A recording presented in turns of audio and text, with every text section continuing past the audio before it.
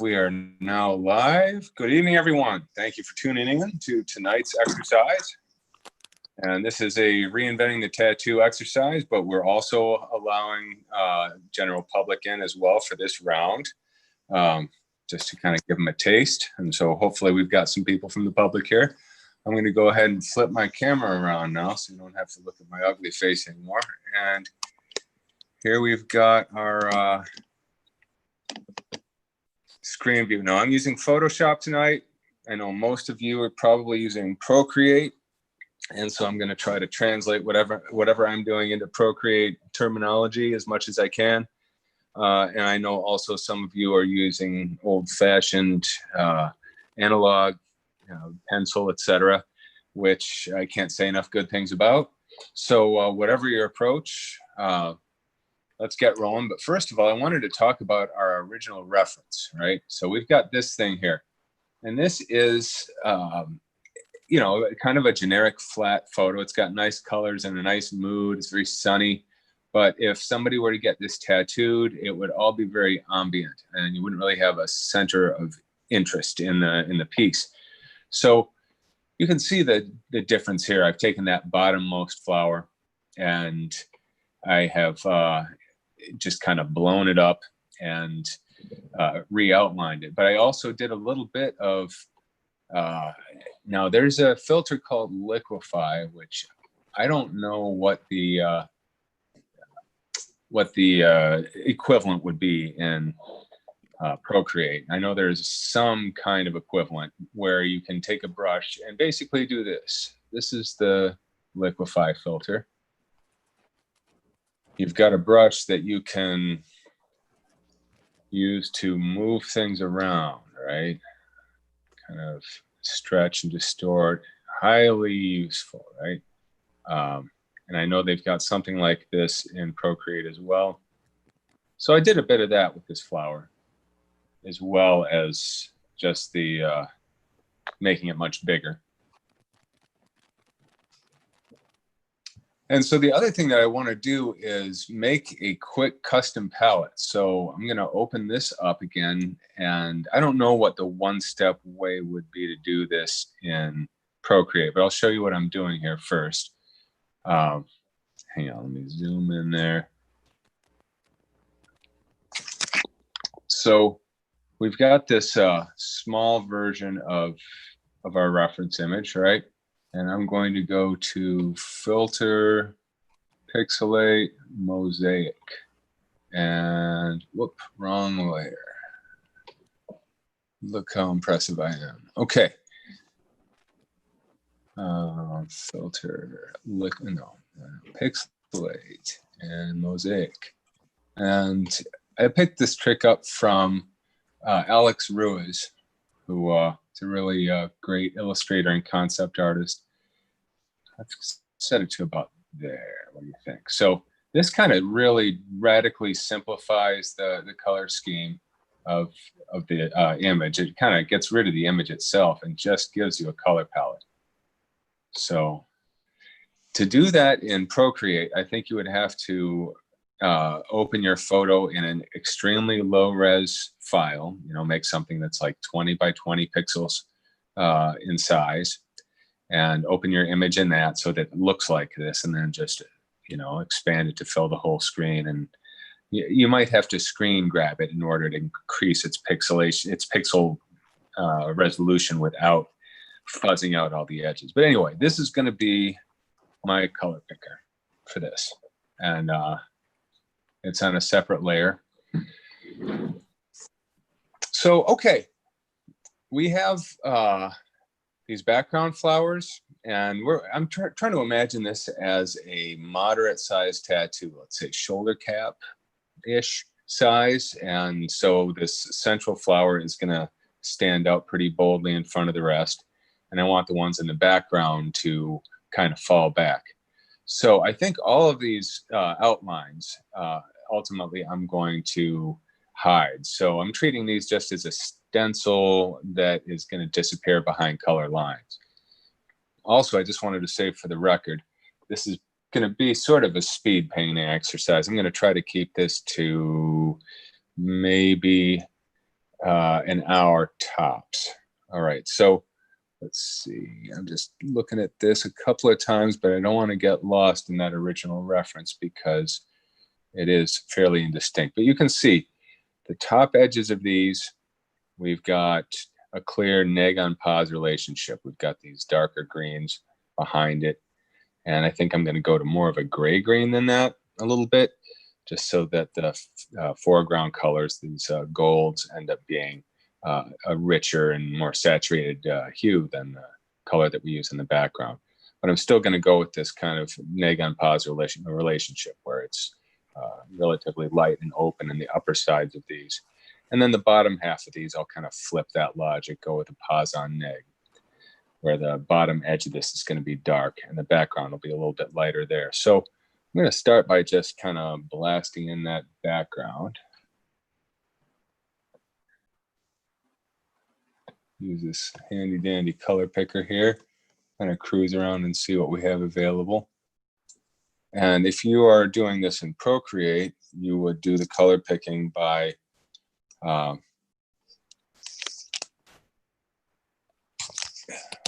touching your finger down and holding it. If you're new to Procreate, that is a way to avoid having to keep going back to the palette thing over and over again. Oh yeah, I need to also create a new layer.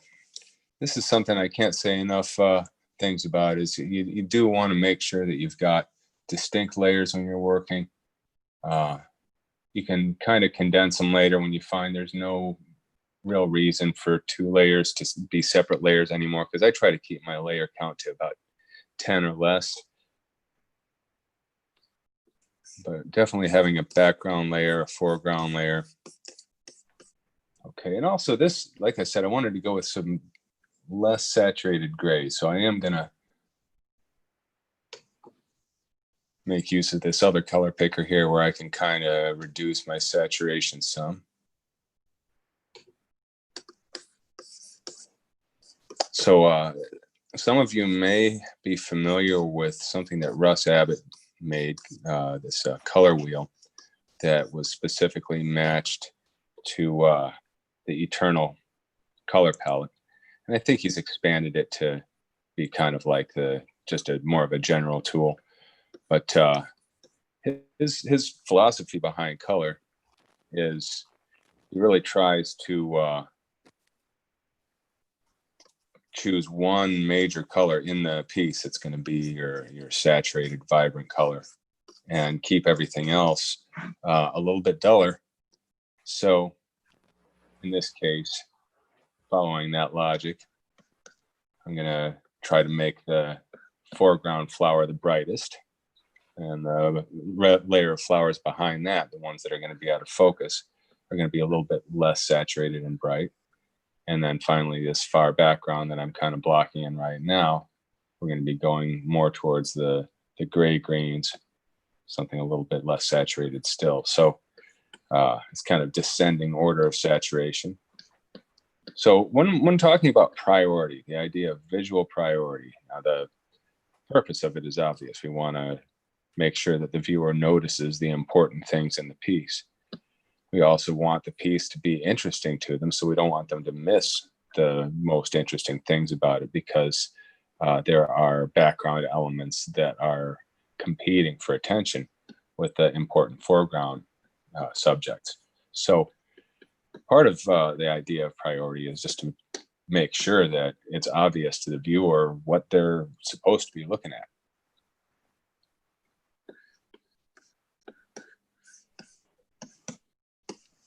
Okay, another thing about this background I'm making right now, because it's going to be on its own distinct layer, is I can then mess with the saturation using the hue saturation function. And I know that there is an equivalent to that in Procreate as well. Okay, for those who haven't caught my previous workshops, who are Photoshop users, some quick keyboard shortcuts. I love keyboard shortcuts. To make your brush larger and smaller, it's the parentheses keys. To make them softer or sharper, it's the parentheses keys while holding shift. And the numbers 1 through 0 are 10% through 100%. Extremely useful things to know there. All right, so this isn't going to look like much at first, right? I'm using the eraser to get rid of all my overspray. And then I've got the background flowers. I'm going to do the same with them, but I'm going to make the eraser a little softer edge there because I'm going to let them start to drop out of focus. Another thing with this, we are translating it to a tattoo design. So one of the things I'm going to be doing is using outlines selectively. So in this case, I'm going to be using outlines in the the boldest outlines in the foreground flower. These middle ground flowers, I may use some outline. I'm going to kind of play it by ear with that. And then, of course, these far background stalks and stems, there's no need for them to have any kind of noticeable outline.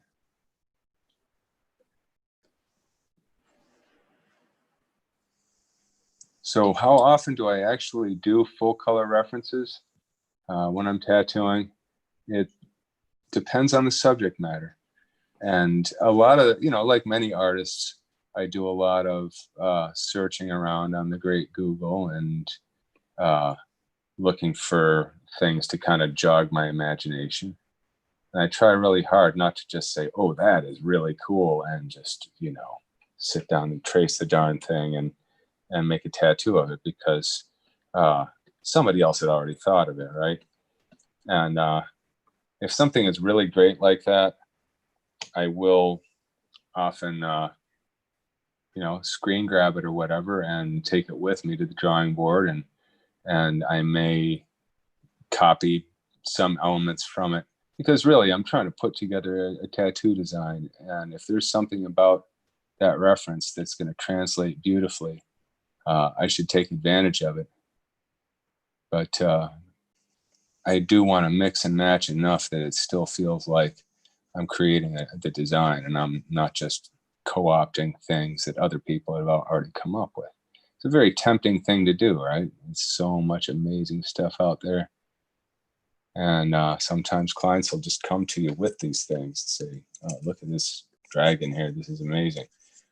And yeah, if it's a nice piece of art and you want to duplicate the piece of art and contact the person who did the original and get their blessing and all that, that's all well and good too. But this is all about adapting things, and we're translating this into a tattoo. So this is one of the other things, is it's almost unavoidable that we end up tattooing in our own hand, right? I mean, how can you avoid it? Well, I think realists kind of sidestep that by having a methodology that almost eliminates their own hand from the equation. So you're going through a process of translating that photo, and of course, you can tell a Phil Garcia tattoo versus a Steve Butcher tattoo versus a Nico Hurtado tattoo, right? So their own hand is still there to some extent, but the fidelity to the photo is so strong that that really becomes the important thing about the piece. Here, we're not really worrying about that. We're just trying to make a really good design. And in fact, not getting too lost in that original photo is probably for the good. Okay, so there's a really rough background. Let me also just real quick knock out these stems.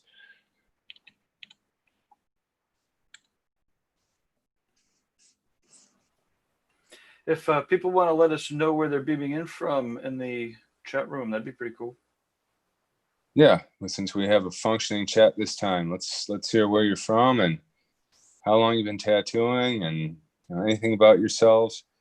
One thing about the Reinventing Live channel is we're trying to bring back some of the mojo from back in the day when people still really were active on the forums, where now it's a different day and age, and we've got all these great live video capabilities and things like that. So instead of the forum kind of option, we've now got like this live channel. And we actually have the ability to invite people to drop in and join the chat. We can have multiple screens up. We've got a lot of options here that we just didn't have in the old forums of the past. So we're just starting to really tap into the capabilities of these new media and incorporating that into our Reinventing platform. All right, I'm creating a new layer, and I'm going to start working on this one. Well, let me bring this down here so you can see what I'm doing. This one I'm going to call background flowers.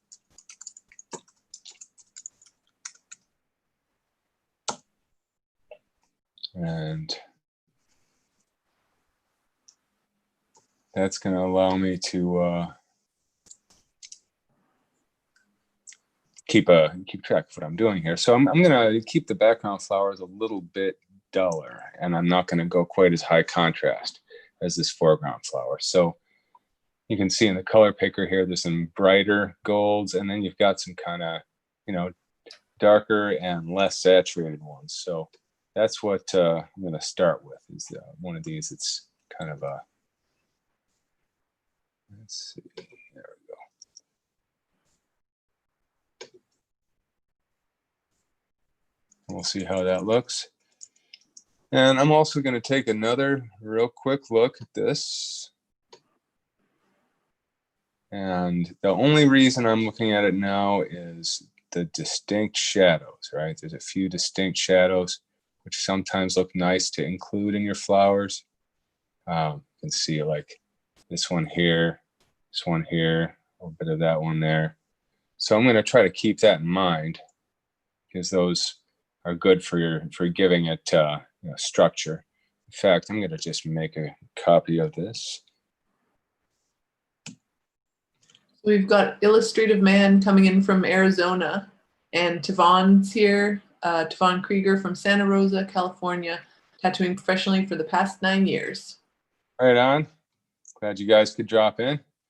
Tavon posted a really cool crustacean a couple weeks ago. In fact, all of Tavon's posts have been very nicely rendered. You can tell he's not back to tattooing yet to have time to do that. Man, who here misses tattooing? So, okay, I'm gonna go ahead and start blocking in these background flowers. And I'm keeping the brush kind of soft right now.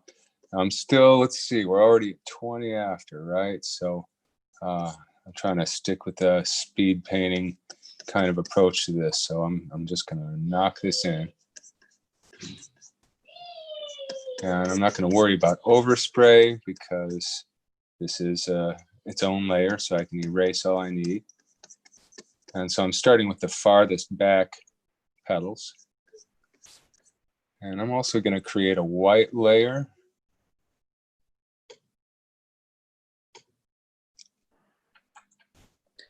And Rob's joining us from Rockford, Illinois. Right on. What's up, Rob? Glad you could join us. All right, so I just created a white layer. Purpose for that is just I can turn it on and off and hide the outline anytime I want.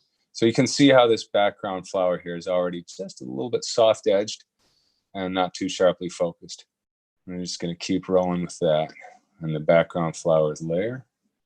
And I'm looking at this reference mostly just to see how those shadows fall and where the dark and light divisions are, because there's some nice rhythms in those, but I'm going to exaggerate all that stuff. I'm not going to treat this as a realist would.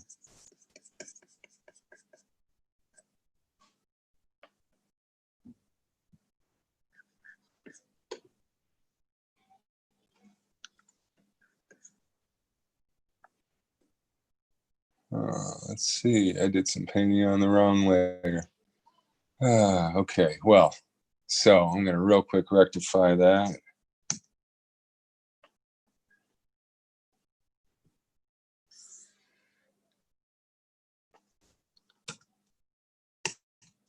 All right, so now I have merge the two different layers, the one I was supposed to be drawing on with the one I was accidentally drawing on, and then cut and paste that out of it. So, and the people who joined a little bit later, this is a pixelated version of this that I'm using as kind of a color picker. Okay, so, and the reason I discovered I was in the wrong layer is because I was trying to erase this stuff. Okay, so back to speed painting. I got to get down to business here, right? Okay.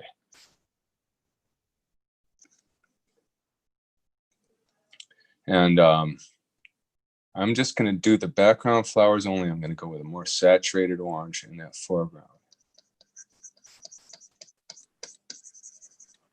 You can see I'm also pulling darker, more saturated colors up behind the top edge of this flower here, because ultimately we want it to have a strong neg-on-pos relationship with this other stuff. In fact, this flower here, it's pretty dark and ambient. So it's actually perfectly fine to have some elements in this that don't have much going on in them at all.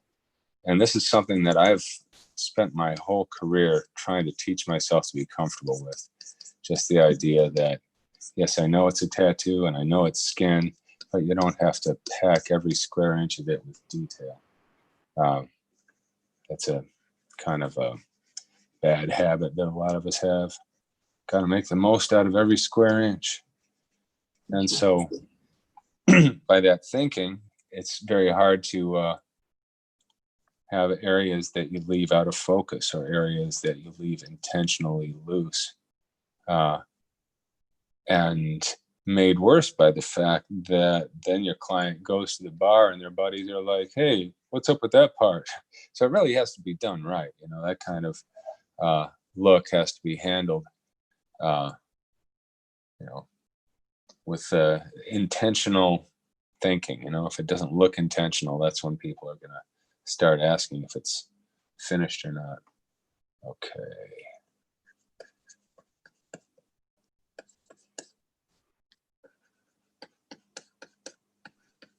I'm actually really excited about reaching the point in this where I can completely turn off the outline layer, and that'll be sooner than later. But that's because at that point, it'll be like the stencil has wiped off. Another thing, when I'm using references when I tattoo, and I know that it's a very hard habit to break, the idea of really looking at your reference. And you want to get it right. And I think that I kind of learned my big lesson of that one time when I was at a state park. I had my easel and I'm painting this rock formation. And it's just gorgeous, right? And the texture on it, the lichen, the way that the sunlight was kind of streaming across the scene and picking across the micro textures of the surface is just too much, right? I mean, it's like, how will I capture it all, right? And then the light is changing before my very eyes. I'm like, oh no, it's different now, shit. And you know, so I ended up hating the painting until later I got home, because you know, I was just looking at all the things I was failing to capture, right? But later I got home and I was like, wait a minute, this is pretty cool. It actually does have some of the vibe of that moment, you know. And as an artist, that's all you can really hope to achieve, is to capture some of it. You know, if you can get an impression of an emotion or of the way the lighting felt on something like that, that takes some doing. That's not messing around. So you don't have to capture it all. You don't have to get the perfect impression.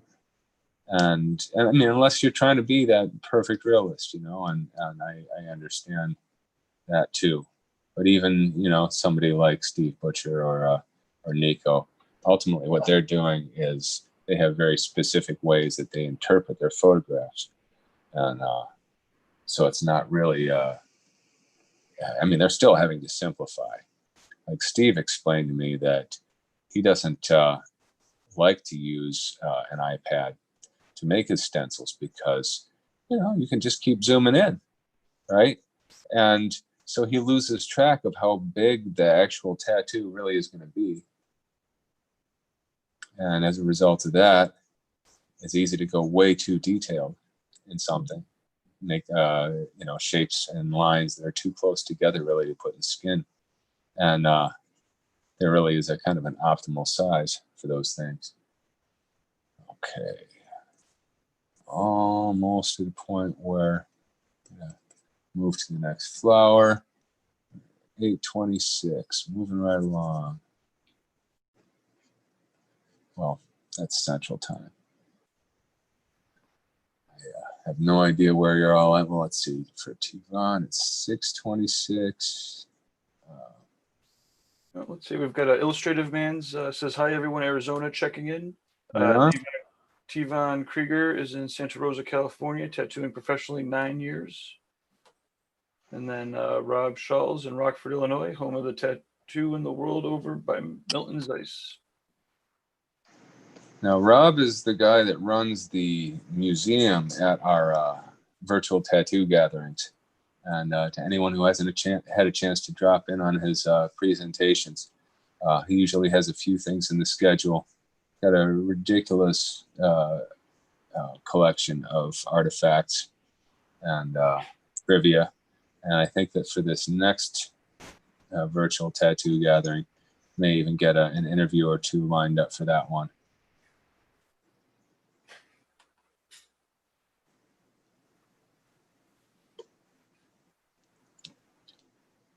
And the next VTG, we finally have our lineup of artists for that, which I'm really excited about. We've got Jesse Smith, and I interviewed him at the last one, but it wasn't really like an instructional seminar. We were just chatting. And this time, I think he's going to actually walk you through the steps of drawing like these action characters. Then we've got Thea Duskin. And she's going to do a work-along workshop, kind of like what we're doing here. And I'm not sure exactly what that's going to be yet, but it may be about working across different styles. Let's see. We've got Joe Harrison is teaching painting workshop. And that will be, I think, the first night. And she's a really great, sort of loose, expressive oil painter. I really look forward to. I've been doing all the painting workshops, no matter how exhausted I am from emceeing. It's just too good of an opportunity, and I've really enjoyed all of them. And the other painting workshop is going to be John Clue.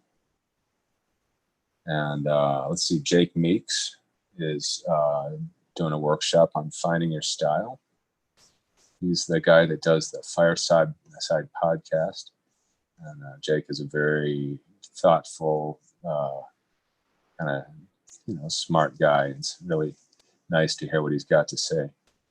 And he's also going to be joining us for the panel. The panel will be the Rule of Thirds. We're talking about rules and guidelines that tattooers live by in various different styles. And the title is kind of a reference to that so-called rule of thirds of 1/3 skin, 1/3 black, 1/3 color that a lot of traditional artists like to live by. And I've got my own kind of rules. Like I've always had a 2/3 rule when it comes to foreground and background. And I'm pretty sure I mentioned that in Reinventing once or twice. But the idea that you want your foreground to take up at least twice as much area as your background. In most cases, I mean, there's always going to be exceptions, right? So, it would be interesting to hear other artists' take on that. And I think we're going to have Marcus Lenhard in for that one. Let's see, who else? Well, that panel is still coming together. We're going to try to get people from a few different styles to chime in on that one. All right, almost there with these guys. I've got this one flower over here, and we're about half past, about midway into our exercise already, so I better get a move on, right? Okay. I like Anybody- these. Go ahead. I was just going to say that at the next level, but I'll just take over now, I suppose, real quick. If anybody has taken any of the seminars at any of the last virtual tattoo gatherings, let us know what they were in the chat room. Now I'll be quiet for a while. Yeah, I'm also curious to hear feedback from members about the recently added workshops that I've put into Reinventing, including the intensive rendering one with the crazy sleeve project. I think the next thing that'll be going in there is the biomechanical composition workshop. And I actually recommend that to all styles of tattooing because, we're trying to address things that are universal about composition. Okay, there it is. The outlines disappeared. Get it somewhere. A little bit over here. And then we'll move on to that middle one. And once we get the middle one blocked in, we can turn off that outline layer once and for all. But back to what I was saying about references. It definitely is nice to have a point in your drawing process and in your tattoo process where you put your reference away. And, maybe take a look at it if you need to. But by and large, try to get through the final part of the project without it. And the reason for that is just because at some point you want to give yourself that artistic freedom to just create as you're going. And that's one of the reasons why I don't always do a color rendering, for example. I do a lot of shaded renderings, value studies, especially for the bio stuff. That's often all that I'll do is, sometimes a very rough kind of value study, but that's all that's needed. I don't want to leave myself with nothing left to discover, right? That would take the fun out of it. So I'll figure out the important things, but beyond that, don't want to go too far. All right, I'm gonna also take a darker color. Let's see, this one maybe.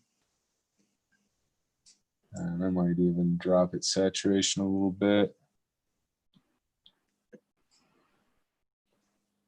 I'm gonna just use a little bit of that in this background.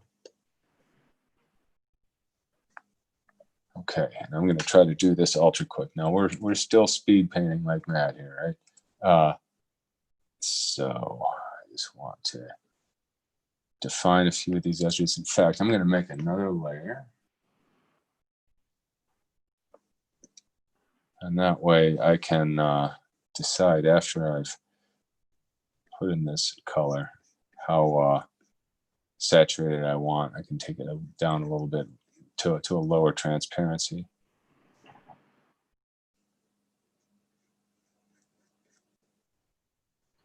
Or maybe a little bit lighter, but many reasons to do the layers thing.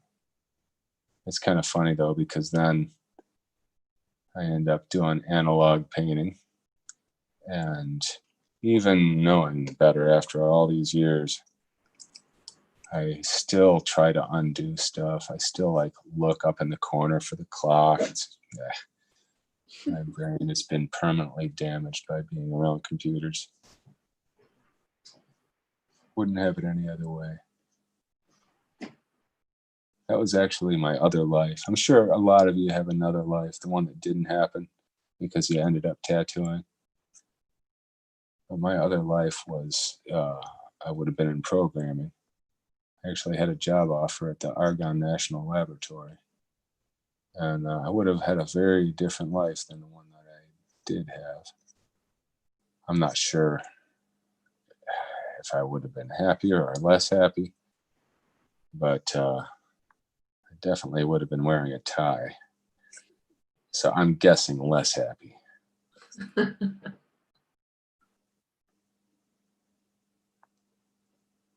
Oh, I did it again. put stuff in Just the for the wrong way. record, I did do a lot of freelance programming without wearing any sort of. Well, this wouldn't have been freelance programming. This would have Right. been programming in the same lab where they helped design the atom bomb. Oh, geez. Whoa. Yeah, I had to go through several security checkpoints to check out what my desk was going to look like. Yeah, it was pretty scary.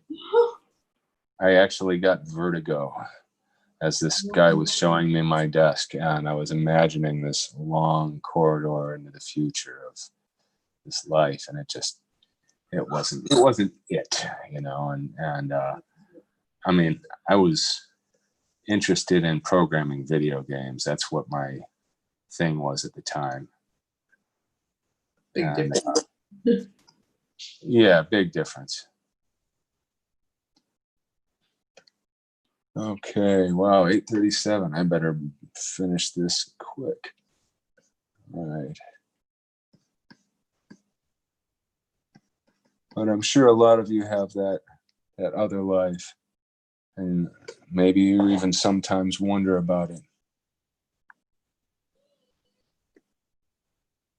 Oh yeah, this guy's got a couple little filaments in there. Just broke through 60 playbacks, about 15 to 20 concurrently. All right. Well, the ones that stick with for the whole thing, hopefully, are all going to be posting theirs later on tonight, and we're going to be using the hashtag Reinventing Drawing Group, and you don't have to be a subscriber to post if you did the drawing, because we'd all love to see.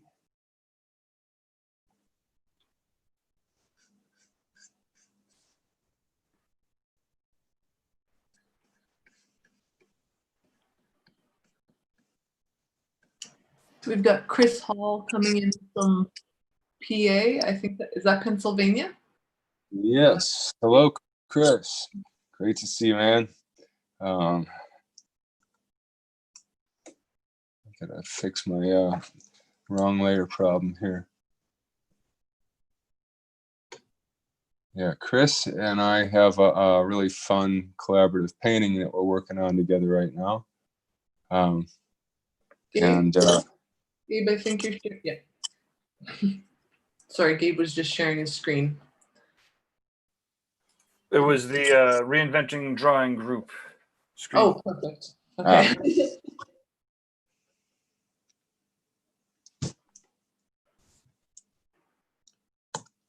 Okay, so I'm going to move this guy out of the way now. We can really focus on this central flower. Let's see, we just got a little bit of erasing. All right, I've got 21 minutes left. Do you think I can do it? Woo. So, all right, first thing first.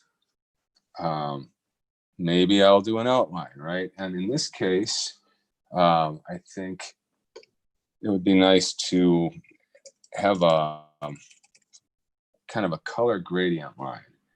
And I don't know if any of you have ever tried this, but it's difficult. It's one of those things that I'm only able to really pull off properly if I see the client a couple of times and I can sort of touch it up. But where you've got a sculpted line that starts out black and then fades into red and fades into orange or whatever. I don't know why I do things like that to myself. But I think what I'm going to do is, since the bottom edge of this is closer to the viewer, the top edge is farther away, and we're trying to really play this visual priority card, going to use a red outline for the top edge, black outline for the bottom edge. That'll also kind of emphasize the weight a little bit better.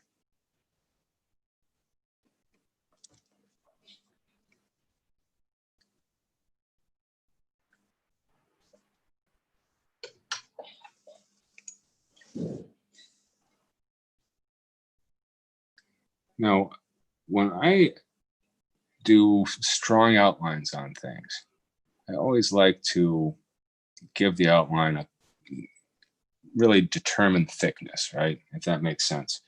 Like a thin tribal shape. And I usually build up the line and work both edges and really try to make sure that both edges are sharp. Now, when I'm saying both edges, if you zoom in on the line and think of it as a tribal shape, you've got a top edge and a bottom edge, and an area of black in between. I mean, I go with pretty thick lines. When I use lines, I use lines. And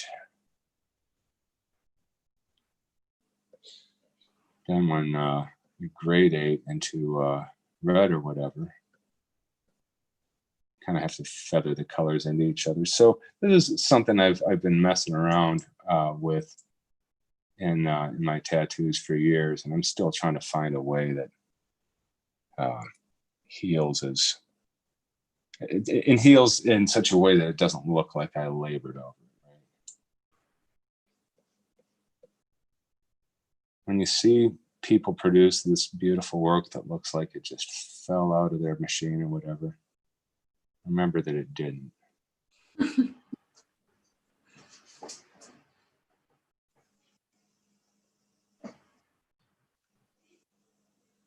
And so pretty soon I'll be able to get rid of the outline altogether. Wanting to do that soon.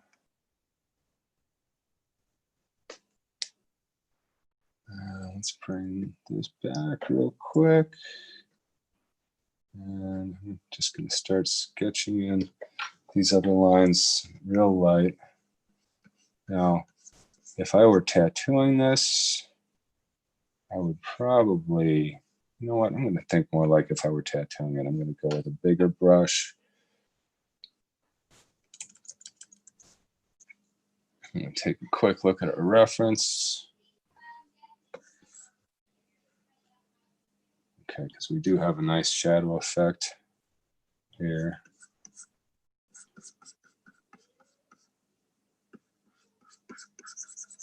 And those hard edge shadows are going to help bring the flower into the foreground, where the shadows in this background stuff are softer edged.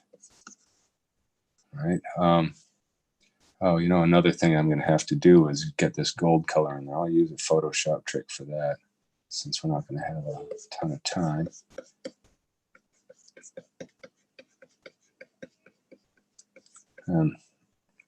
I do a lot of things with the eraser. I know a lot of Photoshop users use the eraser as a way of kind of selectively applying an effect to something. So you've got two identical layers. You apply an effect to the bottommost of those two layers, and then you turn that top layer on and kind of erase out to reveal the parts of the bottom layer that were affected by that, whatever it is that you just did.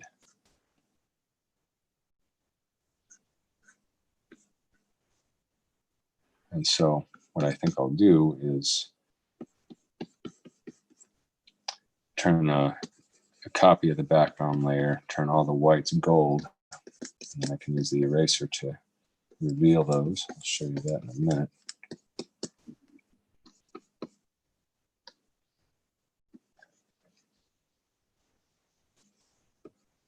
Okay, I think I am going to end up going darker with this.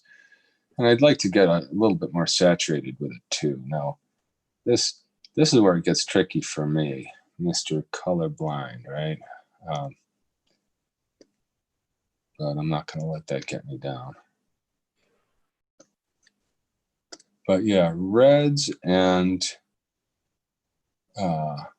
golds. Oh, I did it again. Look at that. You know what? I'm just going to get rid of this. Reds and golds and greens. I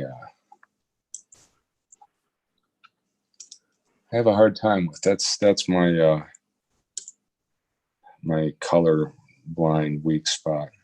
You know, they have those tests where you can try to find a number in a cluster of dots, and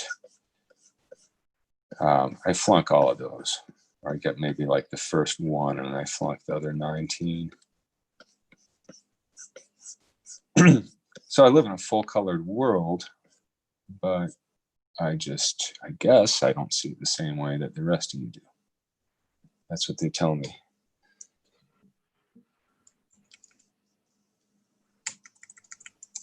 It's like a couple of the colors are calibrated differently. Yeah, yeah, and it's funny because Brian Geckel got me a pair of glasses that are supposed to correct this, and so it's kind of funny. I was nervous about trying them on. It's like, fuck, is this gonna ruin my appreciation for every piece of art I've done up to this point? Am I gonna just hate it all? But I had to look, right, and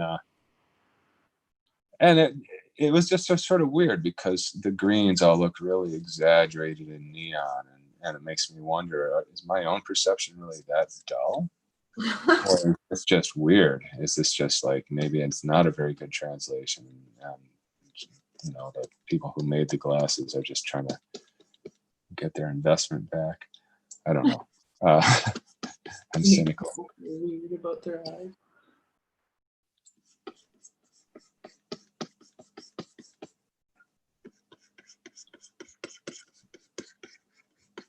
All right, so now I'm starting to get some more contrast into this foreground flower.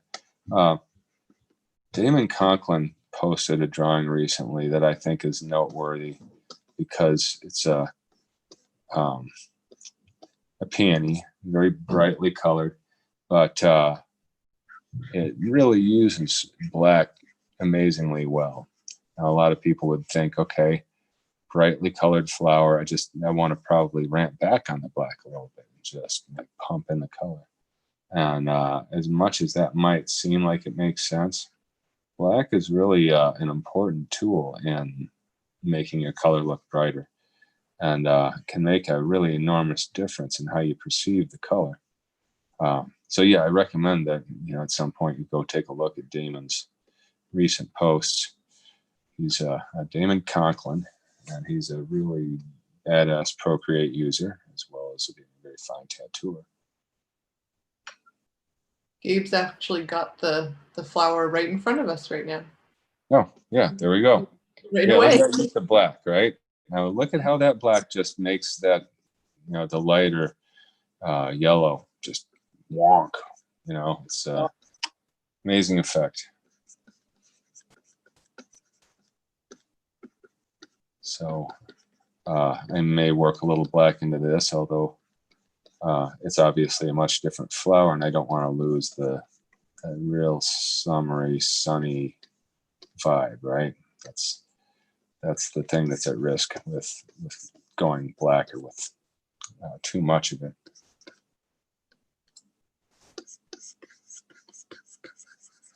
Okay, I might want to turn this outline off once and for all. Yeah, just about. Because I've got 10 minutes. Of course, we can go longer than that if we want to. I'm trying to make these average 1 hour, so I know that everyone's busy. And, plus, it's just a good challenge. Working quickly, at least with your preliminary stuff, gives you a chance to try more different things. You end up spending 18 hours on your first color rendering. You can be pretty attached to it. You may not do a second one, right?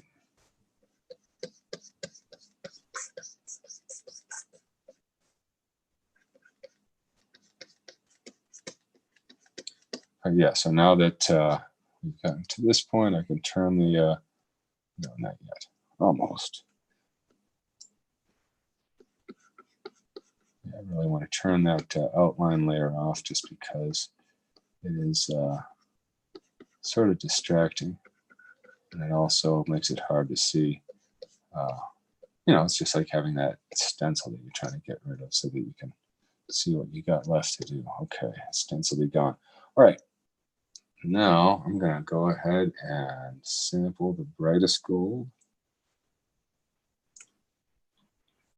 And I'm going to make another layer.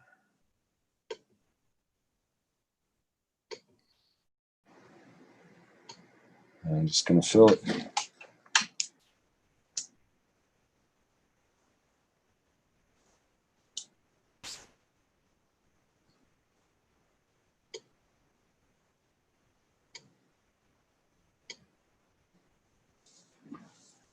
And then I can erase the parts I don't want. And so probably, okay, what I'm going to do is reduce the opacity just enough so I can see the outline again, because I think that'll help me with the erasing. Let's see how fast I can bust this out, right? And we're still trying to keep this background a little bit softer, a little bit less rendered and developed looking.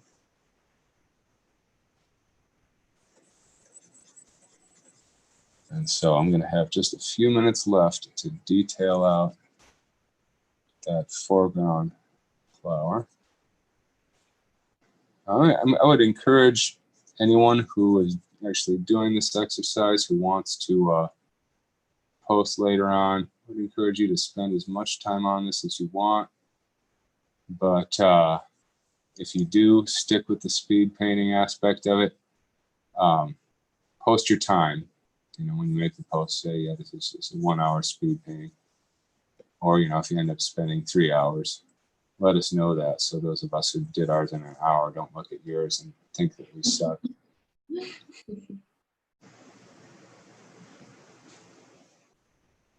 Yeah, I do such a quick job with these exercises that, you know, a lot of the examples that people are turning in are, you know, significantly nicer looking than mine, you know.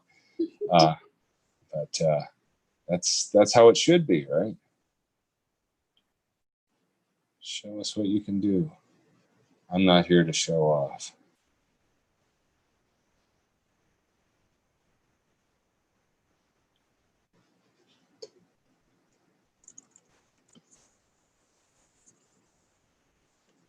All right, that was the quickest way I could think of to drop that gold in, right? And we'll get rid of our outline again. This guy, we can go all the way up to full brightness if we want. Okay, so here's another thing I can do. I'm going to duplicate this layer. And I am going to make it duller. Less saturated. Lighter. Okay. And I'm going to erase out that foreground flower to reveal the right version of it.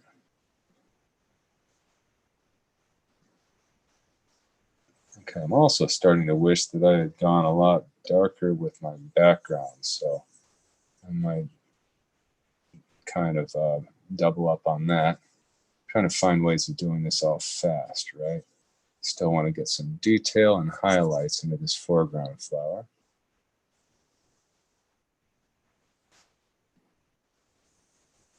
All right. Now, let's see, what else can we do here? I think that this, I'm going to make a really light yellow-white. And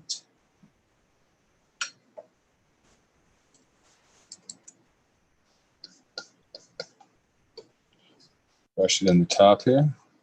There we go. Now we can really start to get that neg-on-pause relationship that we were looking for, so that the flowers behind it and the background behind it helps it to jump out.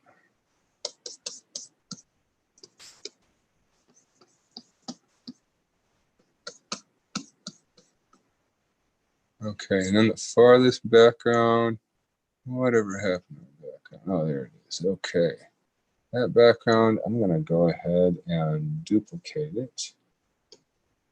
And what that'll do, since it's a transparent background, by duplicating it, I double its opacity. I mean, its density. All right.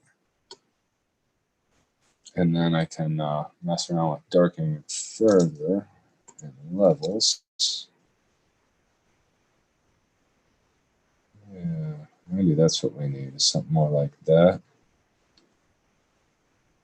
Yeah. And then we can also saturate it a little less. Yeah, more gray, less green. What else can we do here? Okay, right now I'm just separating my layers.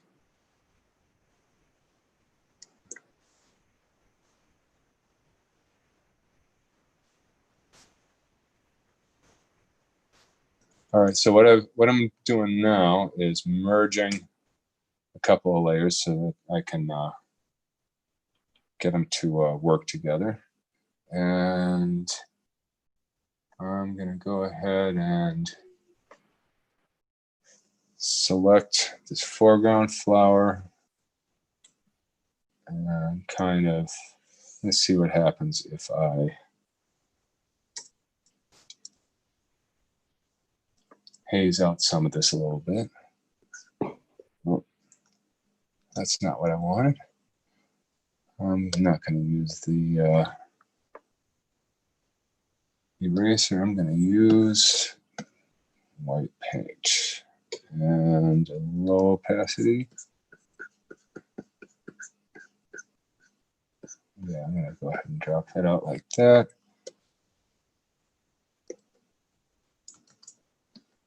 All right, the clock be ticking, right?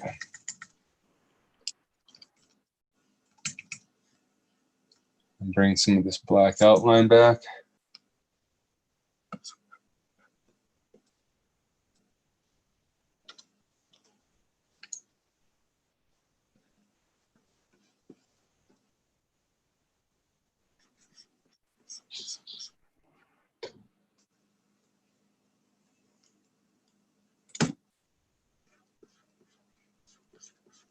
Now, what else looks like it needs it? I definitely need to do something with the center of this flower. It's very sad and dejected looking. It doesn't really have the center of interest, which I've been promising this whole time, right? So I guess that's what we'll do next. And the other thing is, because this the stem here is the stem that belongs to this flower, it deserves some kind of outline. So I'm just gonna kind of hint one in there.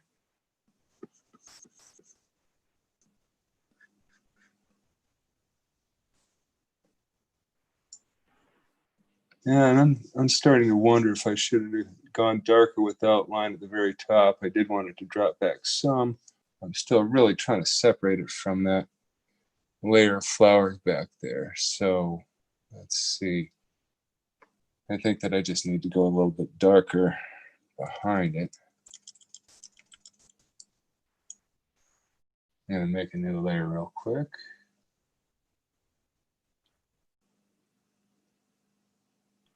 All right, I'm officially at 1 hour here, but that's just how it goes.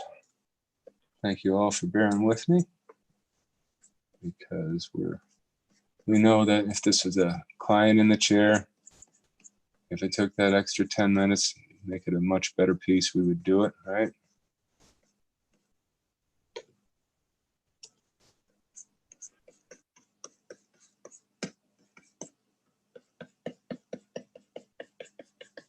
And so I'm kind of working on developing that pause-neg relationship.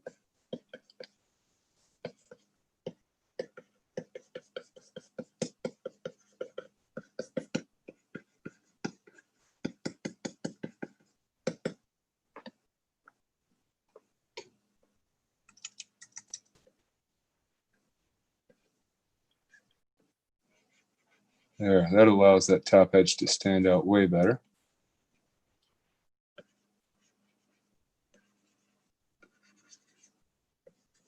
I'm curious to see if my own Photoshop skills increase the result of doing these, but I also, eventually, I'll start doing these in Procreate, because I should be doing them in Procreate. It would be more like what most of you are doing, and I think we'd be all more like on the same page that way. It's ironic, though. I'm so used to using this thing that I never bothered to buy my own iPad, and so I have to borrow my daughter's. One of these days I'll be tattooing enough to be able to justify such things, but right now it can wait, right?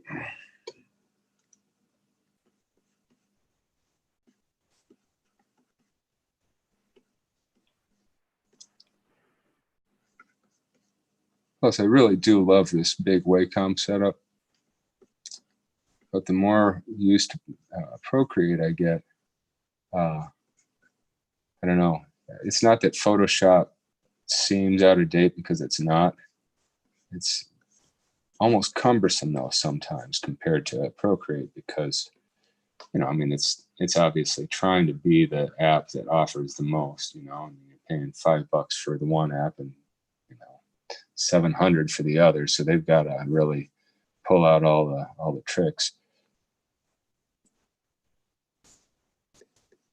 And of course, it's worth it. There's things I would never even attempt to do in Procreate because it's so much easier to do it in Photoshop. But they're definitely racing ahead with keeping up. All right. Adding a few highlights. So back to Phil Garcia. His use of highlights, right? Now, anyone who doesn't follow Phil, first of all, why aren't you? But yeah, his recent surf pieces are just crazy.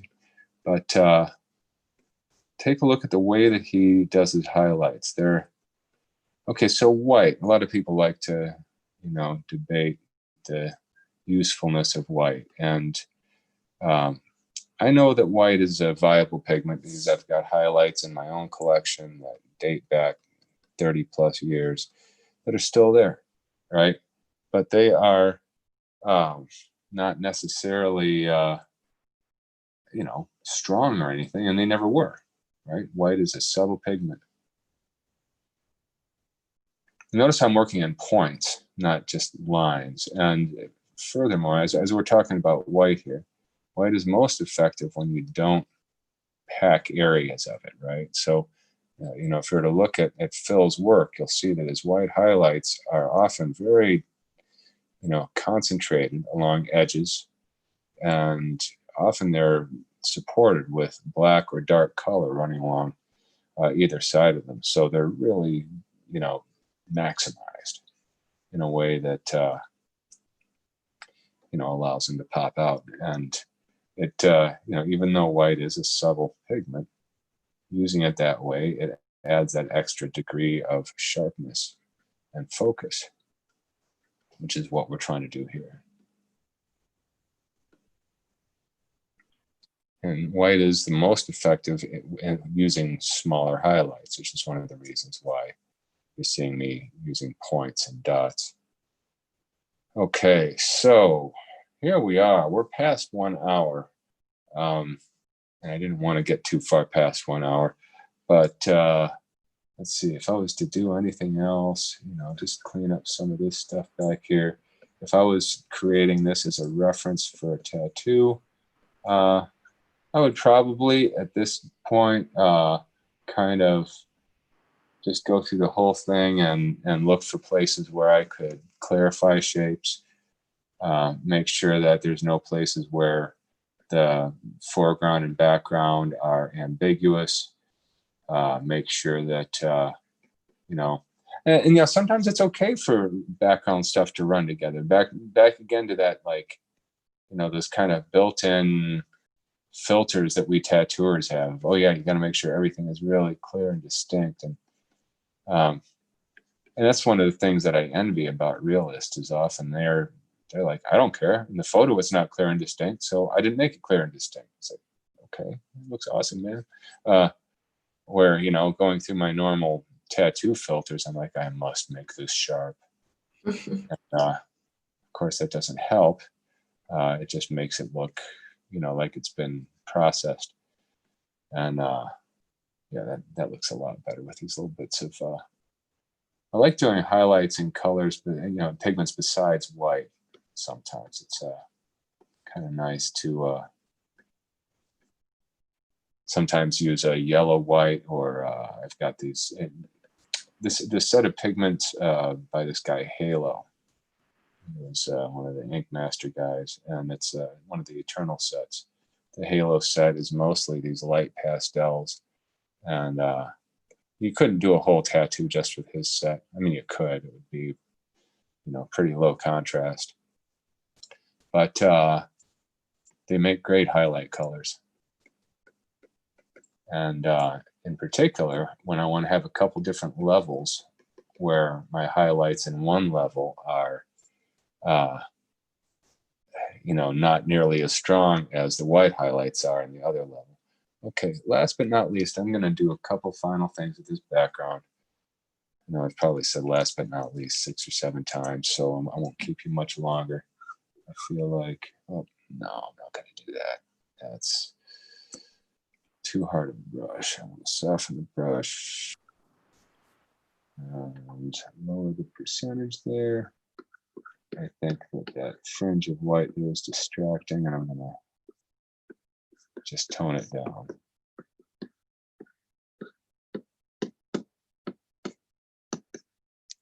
There we go. And then I got to figure out what layer the spillage is on.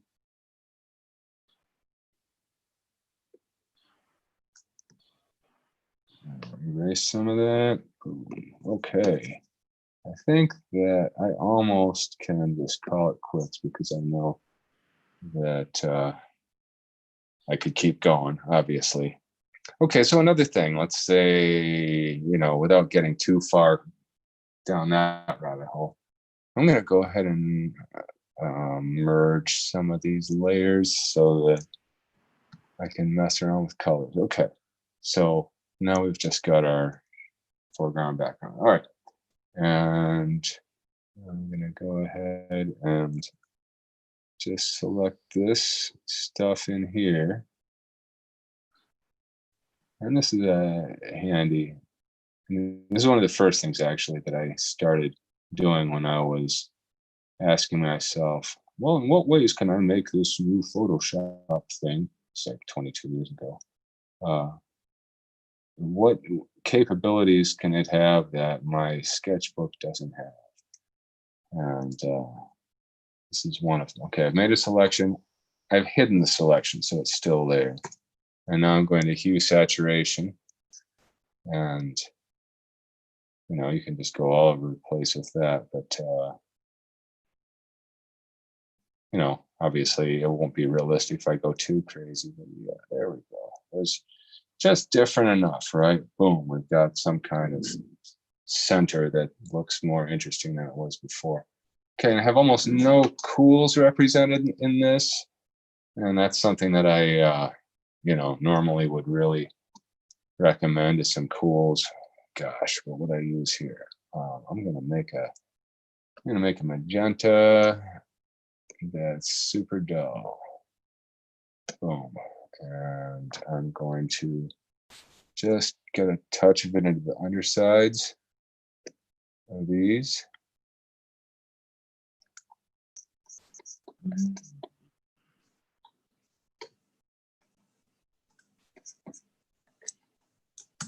Oh yeah. All right, what's going on here? Deselect. There we go.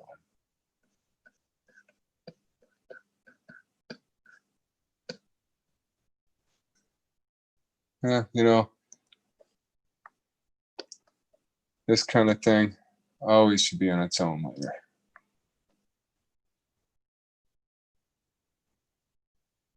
But I do think that having a slightly cooler color is a good idea.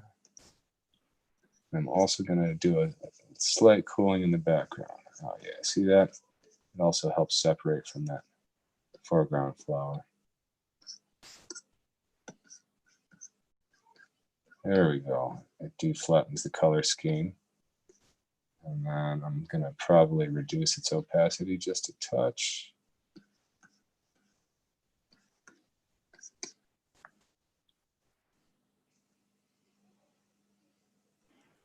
And then this is my last but not least. Now I'm just going to make a dull turquoisey. I'm not sure what that would be in the Eternal palette, but something like that. And I'm just gonna make a very, very light pass through here with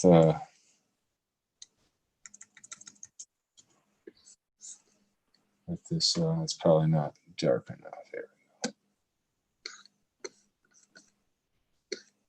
Oh, that's the problem. That's an eraser.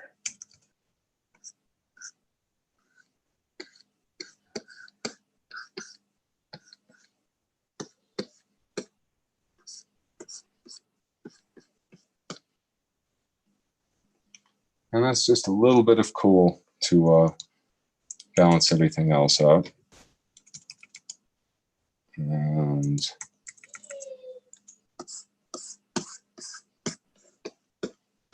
I think that's enough. I think I have kept you good folks long enough. So here's where we're at. And I'm going to go ahead and bring this reference back to the foreground. Okay, so that's what we started with. And obviously this is not an improvement on that, but it is a translation into tattoo design that has a focused, high priority foreground element. And if I had more time, I think I would take these black outlines a little darker around to about there, maybe black there. You know how it is, it just bugs you, right? Okay.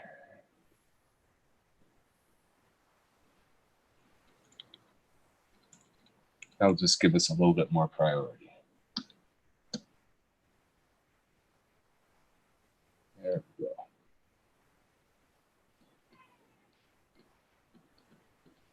And I'm gonna do, you know, I've learned to be less afraid of black and floral tattoos, which is one of the reasons why I wanted to show you guys that Damon Conklin drawing.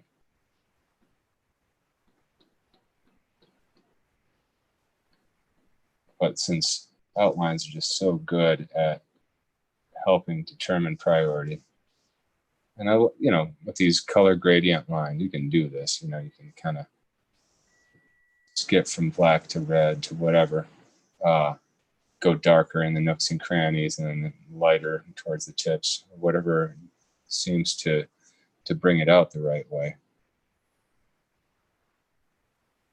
Okay, now I'm going to call it. Because, yeah, we're an hour and 15, which isn't terrible.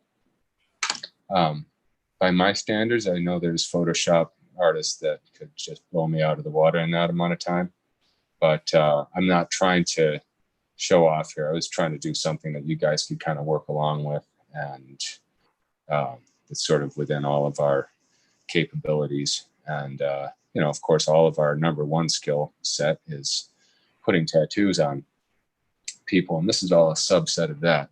So digital skills, if they're not directly applying towards making a better tattooer, then they're, you know, probably not a good use of your time. But I definitely have found that learning these tools has just allowed me to go a little bit deeper into the design process, explore things a little bit more, you know, across different variations and that kind of thing, in ways that you know, back in the old analog days when I would do a complete finished colored pencil rendering of everything, you know, you didn't see any variations back then. So it's all a good thing. But anyway, I thank you all for tuning in. Oh, actually, wait, before we go, we were going to give away a subscription, weren't we? Gabe, you still there? And do we have the giveaway thing working? I am still here.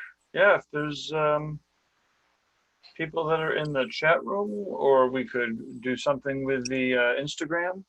Okay, well, no, I would like to do it as quick as possible. That's right, we're not using Maestro, so we don't have the giveaway feature. So, What was it? Was Reinventing drawing?